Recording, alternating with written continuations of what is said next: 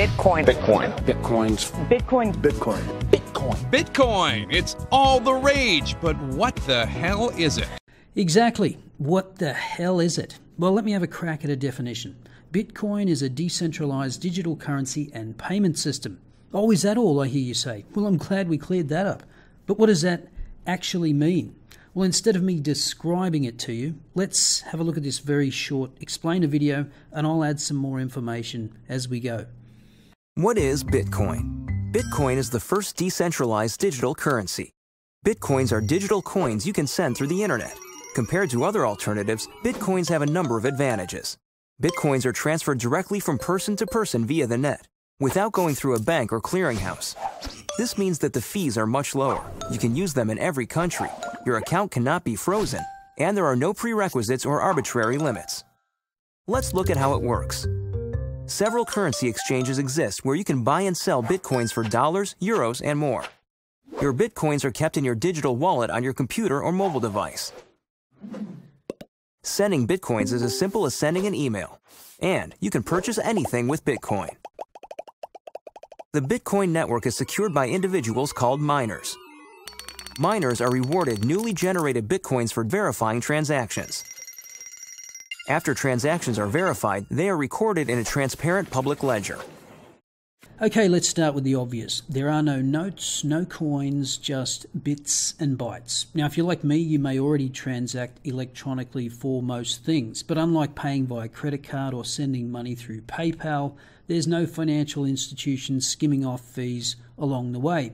So a big plus is there are no transaction costs. And as the video noted, transactions are verified by individuals known as miners, and in return, the miners get paid in Bitcoin. Now, just to clarify, miners can be anyone with a PC anywhere in the world with an internet connection, and miners aren't sitting in front of the computer all day verifying transactions. You can be a miner just by downloading some software and installing it on your computer and letting it run while you're at work. But before you rush out and buy a dozen computers, set them up in your spare bedroom and start mining Bitcoin, you might want to consider that the amount of Bitcoin you earn may not even cover the cost of the electricity it takes to power your computers. Then the video states that once the transactions are verified, they are recorded in a transparent public ledger. As you can see, the entries are simply sequences of numbers and letters, or blocks, and the ledger is what's known as the blockchain. Thus, although the ledger is public, the users have anonymity, or more precisely, pseudonymity. But of course, if you have a personal data breach and someone gets hold of your secret key, you can lose your Bitcoin. There's a little more in the explainer video, but nothing really of consequence. So the main advantages of Bitcoin is there are no transaction costs, it's a decentralized system, and it's anonymous. So obviously we'd all like to do away with transaction costs if we could, but what other benefits does decentralization bring? Well, perhaps you're someone that doesn't trust central banks that can just print money into existence whenever they feel like it. The ECB, the Bank of Japan, and the Federal Reserve have all engaged in quantitative easing in recent years, and in some cases continue to do so. A more extreme example, of course, was Zimbabwe. This $100 trillion note back in 2009 would have been just enough to buy you a loaf of bread. So Bitcoin obviously appeals to the hard money types that don't want to see the value of their money inflated away at the whim of a central bank. So what's to stop an endless supply of Bitcoins being created? Well, the supply of Bitcoins is limited to 21 million. After that, no more will be created. Here's an explanation from an excellent documentary on Bitcoin, link in the description. What you could think of as like every 4 years, about half the remaining Bitcoins are given out. Okay, so for the first 4 years, every 10 minutes, 50 were given out. Next 4 years, 25, and then next, and so on. So eventually that kind of trails off, and in the year 2140, no more will be issued. And that's how we know there will only ever be 21 million Bitcoins created, because if you do the math, that series works out to 21 million. And if you're wondering, more than 75% or just over 16.5 million Bitcoins are in circulation to date. Also, the smallest unit of Bitcoin is 1/100 millionth of a Bitcoin. As of making this video, one Bitcoin is worth approximately US $4,230. So 1/100 millionth of that is a minuscule amount. Even if Bitcoin were one day worth $1 million, for 1 Bitcoin. That would mean the smallest unit would be worth 1 cent. So given that you can transact in tiny amounts, another benefit of Bitcoin is the ability to engage in microtransactions. So the biggest opportunity that I see right now is microtransactions. So if I want to pay somebody 5 cents online today, it's not possible. Because in a card not present transaction, if I'm trying to use my credit card, which I'm inevitably doing online, there's no other way, I can't pay cash, can't jam it into the computer, there's a minimum of a 30% charge plus 2% of the transaction. So if I'm trying to charge you 5 cents and it's going to cost me 30 cents to do it, I can't do it.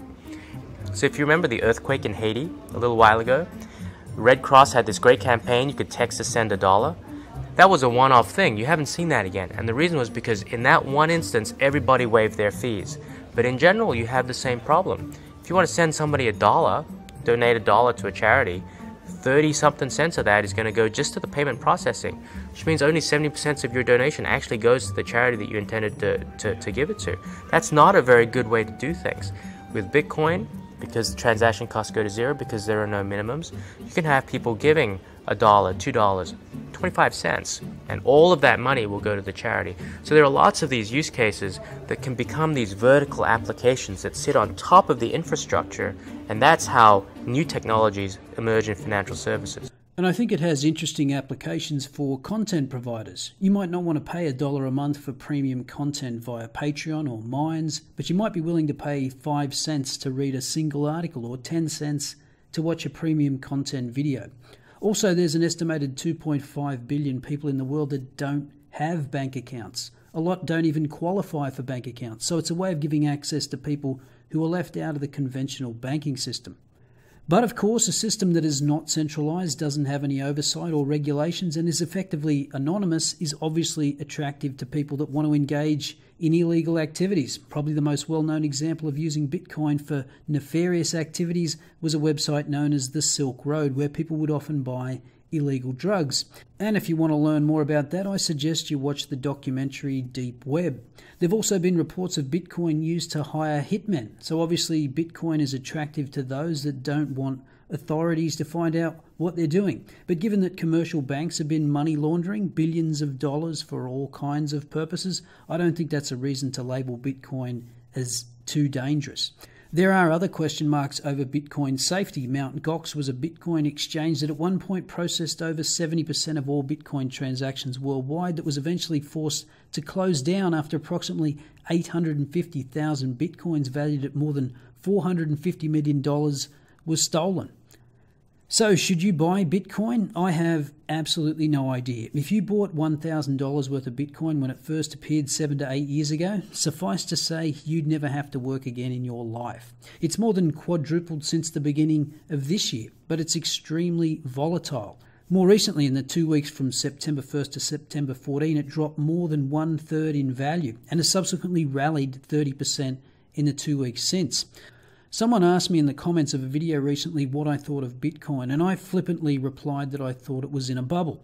Now, I'd like to revise that statement. I don't pretend to know what Bitcoin is worth, and so I can't say whether it's in a bubble or not, but I do think there's a bubble in cryptocurrencies. Currently, there are over 1,100 cryptocurrencies out there, and with celebrities like Paris Hilton and Floyd Mayweather out promoting them, that's a giant red flag for me.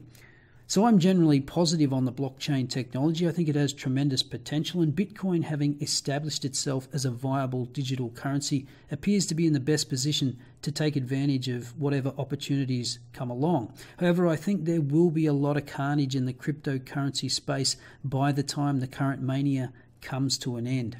Anyway, this has just been a preliminary look at Bitcoin. It's far from exhaustive. I encourage you to do your own research and check out the aforementioned documentary link below. It's from 2014, but I think it serves as a good introduction to Bitcoin and the history behind it. So, do you have any experience with owning or transacting in Bitcoin or any other cryptocurrencies? Let me know your experiences in the comments below. I'll see you next time.